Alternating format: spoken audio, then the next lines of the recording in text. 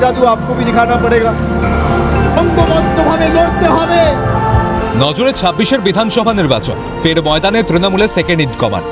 নতুন বছরের শুরু থেকেই অভিষেক বন্দ্যোপাধ্যায়ের অভিনব কর্মসূচি রাজ্যবাসীর নজর কেড়েছে।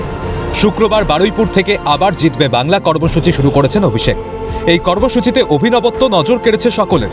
এর আগে নবজোয়ার যাত্রায় একেবারে তৃণমূল স্তরে পৌঁছে গিয়েছিলেন অভিষেক। সেই কর্মসূচিও ব্যাপক সাফল্য লাভ করে। ২৬-এর নির্বাচনের মুখে সেই ধরনের কর্মসূচি না নিলেও আকর্ষণীয় সভা এবং মঞ্চসজ্জার মাধ্যমে কর্মী সমর্থক থেকে সাধারণ মানুষের কাছাকাছি পৌঁছে যাচ্ছেন অভিষেক। শুক্রবারই জ্যান্ত ভূতেদের মঞ্চে তোলেন অভিষেক। শনিতে চা বলায় দাঁড়িয়ে র্যাম্পে তুললেন এক চা শ্রমিককে, শুনলেন তার অভিযোগ শুনেই বাতলে দিলেন সমাধান। উল্লেখ্য, এদিন অভিষেকের সভায় সাধারণ মানুষের জন্য একটি অভিযোগ বাক্স রাখা হয়, যেখানে দলীয় কর্মী থেকে চা বলায়ের বাসিন্দারা নিজেদের অভিযোগের কথা সরাসরি অভিষেক বন্দ্যোপাধ্যায়কে বলার সুযোগ পান।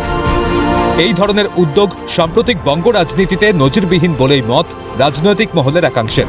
শুক্রবার থেকেই দেখা যাচ্ছে খোলা মঞ্চে বক্তব্য রাখছেন অভিষেক। লোকসভা নির্বাচনের আগে ব্রিগেডের সভায় দেখা গিয়েছিল র্যাম্প। অভিষেকের কর্মসূচিতেও সেই ধাঁচেই মঞ্চ প্রস্তুত করা হয়েছে।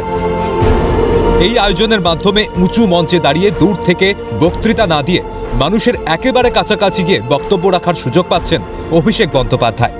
দলের সর্বভারতীয় সাধারণ সম্পাদকের কর্মপন্থায় উজ্জীবিত দলীয় নেতৃত্ব।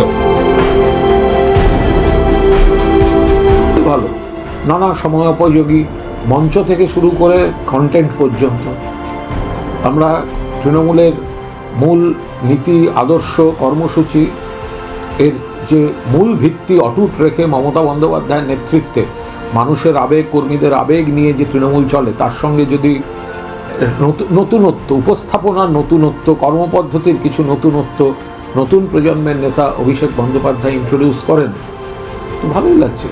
মানুষের সঙ্গে মিশে অভিষেকের অভিনব জনসংযোগ যে তৃণমূলকে বাড়তি অক্সিজেন যোগাবে তা বলাই বাহুল্য।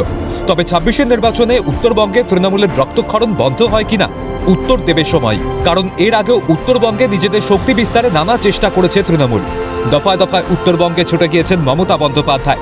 দলের অন্যান্য নেতৃত্বরা বিভিন্ন সময় উত্তরবঙ্গে থেকে কাজ করেছেন। তারপরেও আশানুরূপ ফল হয়নি শাসক শিবিরের কাছে।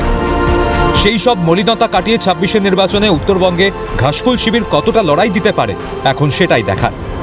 ক্যালকাটা নিউজ।